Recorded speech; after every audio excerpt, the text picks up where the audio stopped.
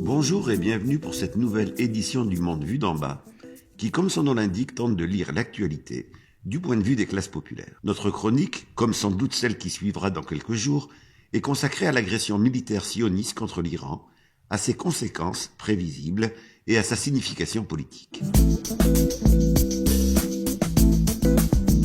Vendredi 13 juin, au matin, l'armée israélienne lance l'opération Lion dressé en frappant par bombardement et par missiles des dizaines de sites iraniens.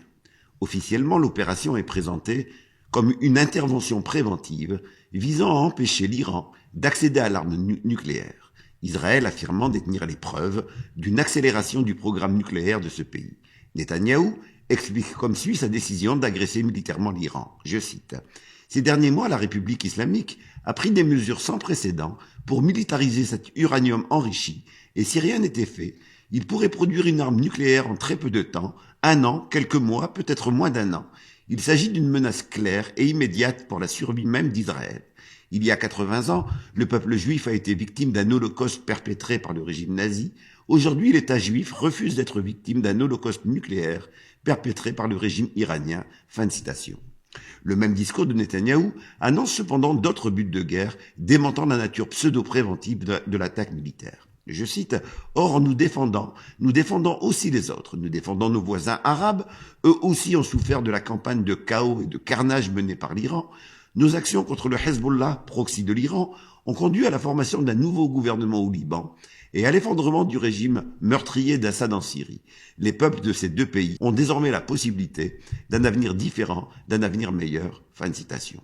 Le but de guerre est explicite. Il s'agit de redessiner l'ensemble de la carte régionale sur le plan des frontières et sur le plan des régimes politiques, c'est-à-dire de balkaniser des nations, d'opérer des annexions territoriales pour des pseudo-raisons de sécurité, de susciter des chutes de régime, etc. Nous sommes dans la suite logique du vaste plan de chirurgie sociale et politique des néoconservateurs états-uniens datant déjà de plusieurs décennies, ayant conduit aux guerres d'Irak, du Soudan, de Libye, de Syrie, etc. Concernant l'Iran, le même discours de Netanyahou est tout autant explicite. Il s'agit ni plus ni moins que de renverser le gouvernement iranien. Je cite : « Il en va de même pour le courageux peuple iranien, et j'ai un message à lui adresser. Nous ne nous battons pas contre vous. Nous nous battons contre la dictature brutale qui vous opprime depuis 45 ans. Je crois que le jour de votre libération est proche. » Fin de citation. De manière significative, Netanyahou termine son exposé des buts officiels de guerre par un appel à la guerre de civilisation contre la barbarie, dans la plus pure tradition du discours de la colonisation comme mission civilisatrice. La dernière phrase de son discours est en effet, je cite, « Que Dieu bénisse Israël, que Dieu bénisse les forces de la civilisation partout dans le monde. Merci. » La logique sous-jacente au discours de Netanyahou est limpide. Elle est la même que celle qui a été utilisée pour légitimer toutes les interventions coloniales du passé. La guerre de la civilisation contre la barbarie, l'intervention militaire préventive justifiée par la mise en scène d'une menace imminente, la guerre du sauveur blanc pour libérer les peuples de leurs oppresseurs indigènes. Sans surprise, et comme annoncé à de nombreuses reprises par Téhéran, l'Iran a riposté par de nombreux tirs de missiles. Depuis, la guerre fait rage, sans interruption, selon le même scénario de bombardement israélien suivi de riposte iranienne. Sans surprise également, Donald Trump et les autres grandes puissances occidentales ont justifié l'agression israélienne tout en clamant ne pas avoir participé à la décision de Tel Aviv d'attaquer militairement l'Iran. Les prises de position des États-Unis, de la Grande-Bretagne, de l'Allemagne ou de la France se ressemblent comme des gouttes d'eau.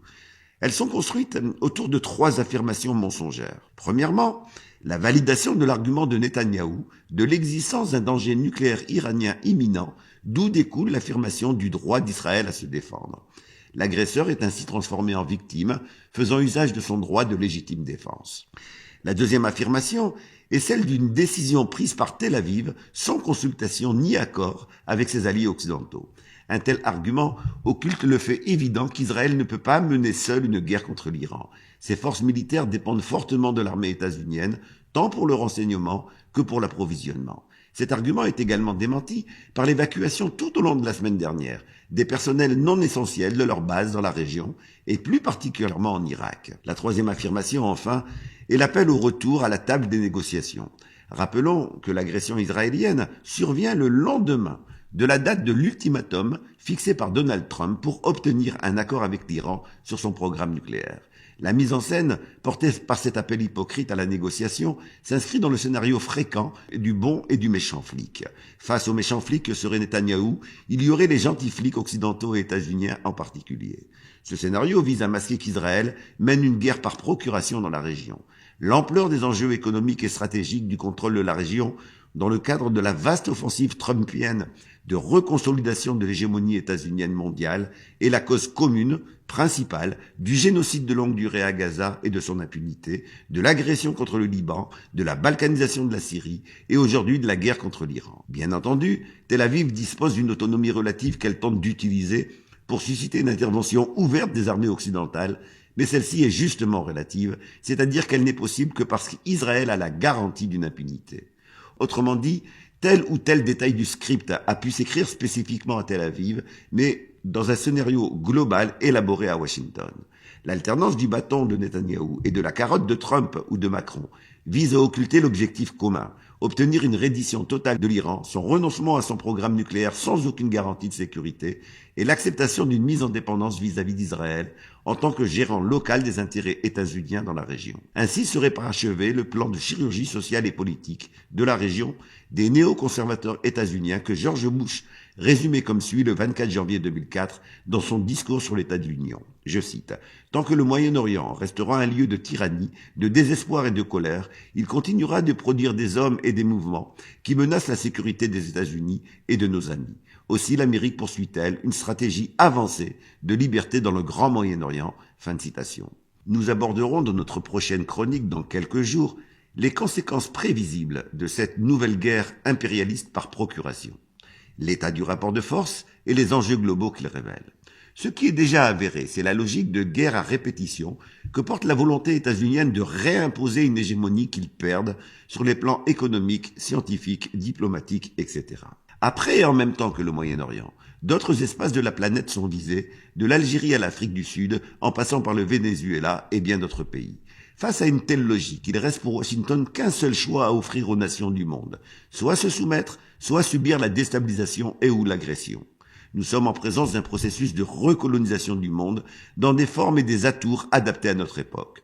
Seul un mouvement global des peuples contre la guerre et les fauteurs de guerre peut stopper une telle logique. Le savoir est une arme et il commence par le savoir s'informer. Nous espérons que notre émission a apporté sa contribution à cette information citoyenne nécessaire et urgente. N'hésitez pas à nous transmettre des sujets d'actualité que vous souhaitez voir traités dans notre émission. Ils seront traités dès qu'un fait d'actualité en lien avec eux permettra d'y revenir. Nous vous donnons rendez-vous dans quelques jours pour une nouvelle séance du Monde vu d'en bas.